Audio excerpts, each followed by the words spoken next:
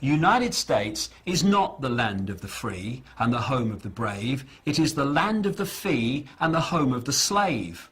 And more Americans are waking up to that fact, and hallelujah to that, because only if they do so and then act upon their new perception will they truly have any chance of living in a land that is anyway associated with freedom, and a land that makes a contribution to peace in the world, not a contribution to more and more slaughter, more and more conflict, and therefore more and more acquisition of people and land. We are now at the point where those institutions and these institutions of control and surveillance and all the rest of it are now being put in place. So this hidden dictatorship all this time is now coming to the surface where it can be seen.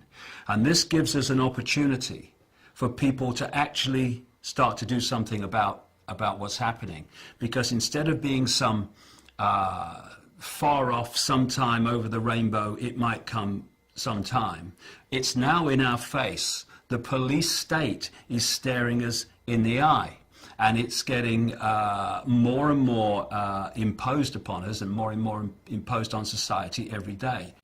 More and more people are waking up faster and faster and faster. Now, there's a reason for this, which we can discuss at another time.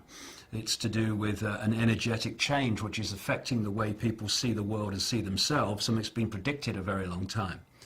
And the elite are trying, in simple terms, to put the lid upon that awakening. He asked me to get back in my car, and I again said, "Show me the tape, please show me the tape."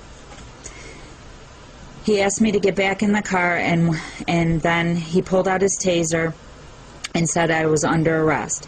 I said, "Don't do this in front of my kids." I got back in the car, and he said he wanted me back out of the car now. And I said, "Why am I under arrest? I've done nothing wrong. I wasn't speeding. I wasn't on my cell phone." He then yanked me out of the car and wanted me to lie, to go down, put my hands or lie. Pulled his taser out, and the first shot jolted me, and I was trying to get back in the car again because I was scared. And then he yanked me away again, and that's when he tased me, and I went down on the ground. It felt like it was it was an electrical shock going through you, and I had no control over anything. And he's still trying to get me down to the ground, but I was still being electrified. I'm sick of this, and I'll tell you why I'm sick of it. Because while these pathetic, naive people, despite all the evidence before them, are looking the other way, "Oh no, it's just paranoia," while they're doing that, they are allowing these people to impose their will on my children and my life, and I'm not having it. And if people would just engage a few more brain cells, open the eyes and look, they will see the scale of fascism, no other word for it, that we are being subjected to today. And if you don't wake up and you go on looking the other way, well, the fascism just gets more, and eventually it will dawn on you, and by then it will be too late. Don't look to me for sympathy when it happens, mate, because you got your chance now. Now sign it. Get over here now! Give it to me and I'll sign it. Oh, you're going to shove me? Ma'am, you're going to shove the son of me from your woman? The shove, the constable's office says, served to get the two out of oncoming traffic. Then the deputy warns her. No, go back to the table. Go ahead, right? Hell, 72-year-old woman needs a Step back and I'm going to tase you. After 5 warnings to stand back or get tasered. Step back and you're going to be tased, man. Put your head behind your back.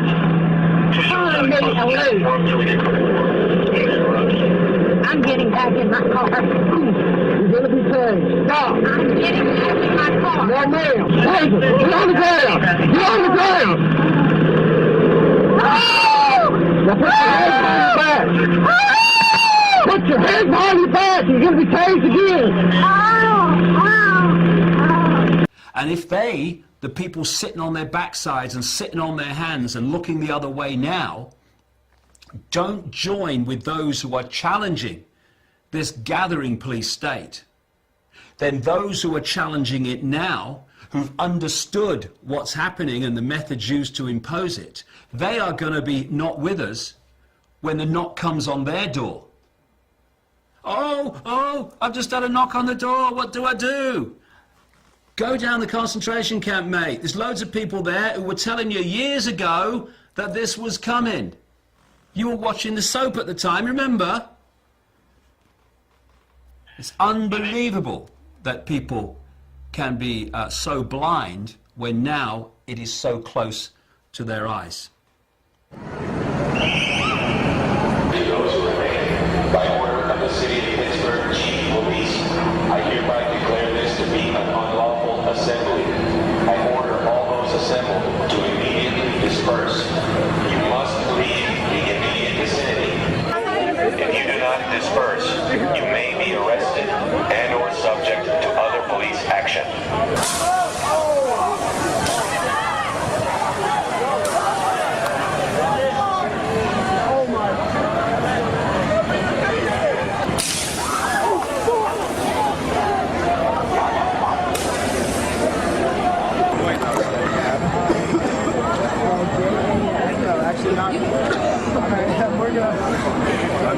I'm speechless. I am. Good Lord.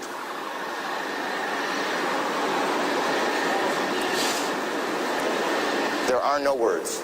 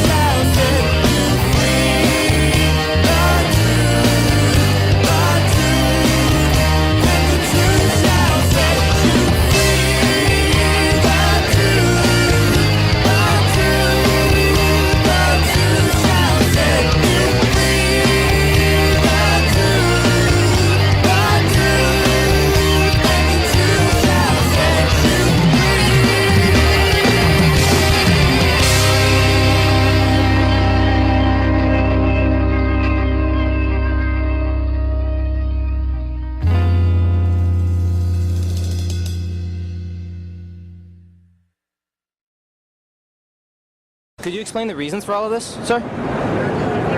What's happening? Sir?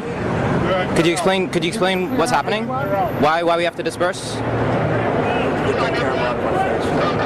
What you see with people is that they're desperate to hear what they want to hear.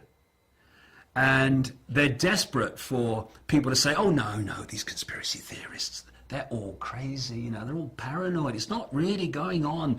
It's ridiculous. And this is done to protect you. This is done for you. You know, we're the government. We care for you. This is why we're doing it. So you go to sleep, you know, watch the telly. There's a game on in a minute, and you'll be fine. And we're just going to build another concentration camp. Okay, see you later. And what we need to do is stop this self-indulgence of picking up what we want to hear and trying to get ourselves to believe it. There's not a problem here. And actually look it in the face and realize that, if anything, George Orwell understated what we are heading towards unless we step up en masse and say enough, no more. So, are we going to make a stand now and draw a line in the sand and say here and no further? In fact, we're going to roll this back? Or are we going to wait until it's got really, really extreme, by which time there'll be so much infrastructure in place that drawing a line in the sand will be a serious challenge? And it's no good. I said to some policemen in Parliament Square a few months ago, ask yourself, when your child says to you, Mummy and Daddy, what were you doing when the police state was introduced? Oh, well, I was watching the telly, honey. Or in the policeman's case, I was helping to introduce it, dear. That's the situation we're facing. I'm sorry that I'm struggling to find words, because words fail me. The idea that governments, with their record, have the interests of the people at heart. Anyone who believes that is basically a lost cause in terms of understanding what's happening in the world. And I'll just leave them to get on with it. And when the knock comes on their door, don't call me. If people don't like it, well, they just have to do the other thing, because this is how it is. And we either face it now, or we face it a little bit further along the road, when if we think it's not very good now, it'll be a bloody nightmare by then.